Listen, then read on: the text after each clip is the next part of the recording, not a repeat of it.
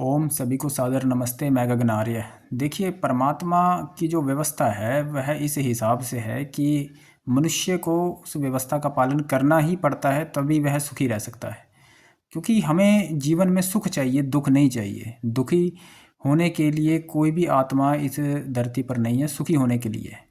ठीक है, थोड़ा सा भी दुख आत्मा को नहीं चाहिए, हमें नहीं चाहिए, हमें सुख ही चाहिए। और सुख कैसे प्राप्त किया जा सकता है? जब हम परमात्मा की व्यवस्था से चलेंगे। अर्थात परमात्मा ने ही ऐसी व्यवस्था बनाई है। जैसे कि परमात्मा ने धर्म बनाया है, कानून बनाया है, कानून के द्वारा ही हम क्या कहते हैं, परमात्मा का जो कानून है धर्म का पालन करके ही हम सुखी रह सकते हैं। नहीं पालन करेंगे तो दुखी रहेंगे। ठीक है ना, परमात्मा दंड दे देगा उस चीज़ का। और जैसे कि हमें जो है सुबह जल्दी 4 बजे उठना चाहिए, तभी सुखी रहेंगे। अगर नहीं उठेंगे तो दुखी रहेंगे। ठीक है। और शाम को जो है भोजन सूर्यास्त से पहले करना चाहिए। यदि बाद में करेंगे तो दुखी रहेंगे, सूर्यास्त से पहले करेंगे तो सुखी रहेंगे। ठीक है। और हमारा जो घर होना चाहिए वह मिट्टी का घर होना चाहिए, वह सीमेंट का घर नहीं होना चाहिए। ठीक है। तो परमात्मा ने व्यवस्था ही ऐसी बनाई हुई है कि हम सुखी तभी रह सकते हैं जब हम परमात्मा की व्यवस्था के अनुसार चलेंगे। अगर नहीं चलेंगे तो दुखी रहेंगे। ठीक है ना। तो परमात्मा की जो व्यवस्था है उसी के अनुसार हमें चलना पड़ेगा। ठीक है। तो जैसे कि अब घर बनाते हैं, मिट्टी का घर है तो वह सस्ता भी पड़ता है। हमारा जीवन जो है परमात्मा ने सब कुछ दिया हुआ है सुखी होने के लिए।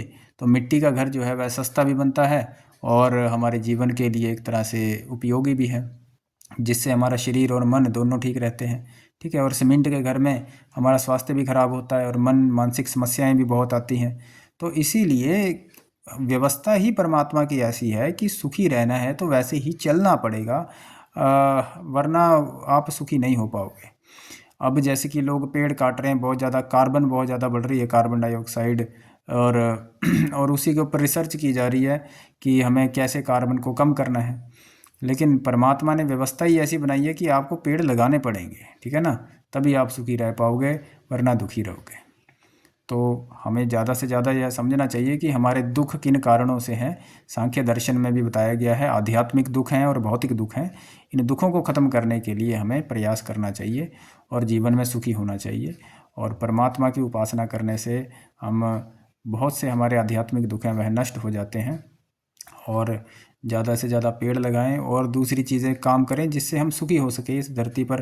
परमात्मा ने यह धरती हमें सुख प्राप्त करने के लिए बनाई है, हमारे भोग के लिए बनाई है। भोग का अर्थ ये नहीं है एक नकारात्मक रूप से लिया जाता है। भोग का अर्थ है हम इसको कंज्यूम करने के लिए, हमारे लिए ही बनाई है। न जैसे ये फल बनाए हैं, पेड़ पौधे बनाए हैं, सब्जियां बनाई हैं अच्छे से अच्छी। ठीक है ना। और अच्छे से अच्छा पानी जो है मतलब बनाया, कई बहुत पानी मीठा एक तरह से पानी होता है। और कई तरह के ऐसे ऐसी चीज़ें बनाई है, जैसे बादाम है, मूंगफली है, काजू, मतलब जूस है, फ्रूट, इतना कुछ बना दिया है। और किसके लिए बनाया? ये हमारे लिए ही बनाया है। इतना कुछ हमें दे दिया, इसका कौन इसको देखेगा? मनुष्य ही के लिए ही परमात्मा ने यह सब बनाया है। लेकिन मनुष्य इसका प्रयोग नहीं कर पा रहा है। कारण ये है कि परमात्मा की व्यवस्था के अनुसार नहीं चल रहा है और भोगी बन चुका है। भोगी नहीं, योगी बनना है, तभी आप अच्छे से परमात्मा की व्यवस्था का भी पालन कर पाओगे, सुखी भी रह पाओगे। और जो भी परमात्मा ने हमको दिया है इस धरती पर, उसको आप अच्छे से भोग भी पाओगे। ठीक है ना। ओम नमस्ते।